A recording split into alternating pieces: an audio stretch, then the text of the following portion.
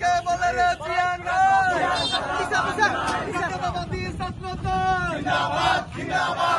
আজকে আমাদের প্রতিষ্ঠাতা কমিটির যে আংশিক কমিটিকে আপনারা শুভেচ্ছা জানাইছেন, সেই শুভেচ্ছা জানিয়ে আপনারা যে আজকের এই বিজয় মিছিলে আসছেন, সেজন্য আমার পক্ষ থেকে আন্তরিক শুভেচ্ছা অভিনন্দন।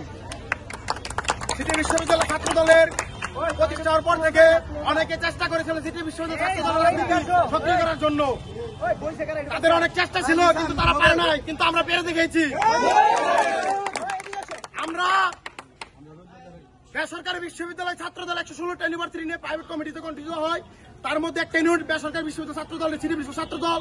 আজকে আমরা কমিটি এনে দেখিয়ে দিয়েছি সিটি বিশ্ববিদ্যালয় ছাত্র দল এখন শুধু আওয়ামী লীগ নয়, এখন শুধু এনসিপি নয়, এখন বৈষম্য বিরোধী নয়, এখন ছাত্র দলের গাড়ি কাটতে পারে। সিটি বিশ্ববিদ্যালয় ছাত্র দল যুগে যুগে ছাত্র দলের গাড়ি ছিল, আছে, আগামী তো থাকবে।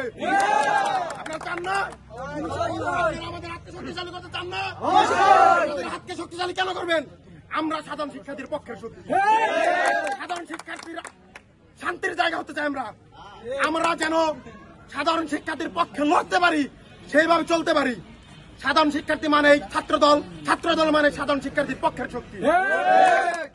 আপনারা সবাই সাধারণ শিক্ষার পক্ষে আছেন না?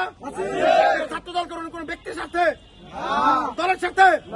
আপনারা কার সাথে করেন? সাধারণ শিক্ষার্থী। আপনারা ছাত্র দল করেন ছাত্র রাজনীতি শেখার জন্য। এখানে আপনার ভুল হবে, এখানে আপনার ভুল হবে। ভুল মানে শিক্ষা, ভুল থেকে আপনি শিক্ষা নেবেন। আপনি বেসরকারি বিশ্ববিদ্যালয় অনেকে বলে রাজনীতি চাই না। রাজনীতি বাবা কেন চাও না তোমরা? রাজনীতি কি বাংলাদেশে নাই? গণতন্ত্র কি বাংলাদেশে নাই? বাংলাদেশ মানে গণতন্ত্র। গণতন্ত্র থাকতে হলে ছাত্র রাজনীতি চর্চা করতে হবে। ছাত্র রাজনীতি করতে হলে প্রতিটি ক্যাম্পাস, প্রতিটি কলেজ, প্রতিটি ইউনিটে কমিটি থাকতে হবে। ছাত্র দল একটা ওয়ার্ড থেকে, একটা থানা থেকে, একটা ইউনিয়ন থেকে বাংলাদেশ তৃণমূল পৌঁছে গেছে। গেছে না? গেছে না? জাতীয়তাবাদী ছাত্র দল, বাংলাদেশ জাতীয়তাবাদী ছাত্র দল, শহীদ প্রেসিডেন্ট জিয়া রহমান আপনি গড়া দল। এই ছাত্র দলকে শক্তিশালী করার জন্য আমরা সবাই ঐক্যবদ্ধ না? শিক্ষা, শান্তি, প্রগতি ছাত্র দলের মূলনীতি।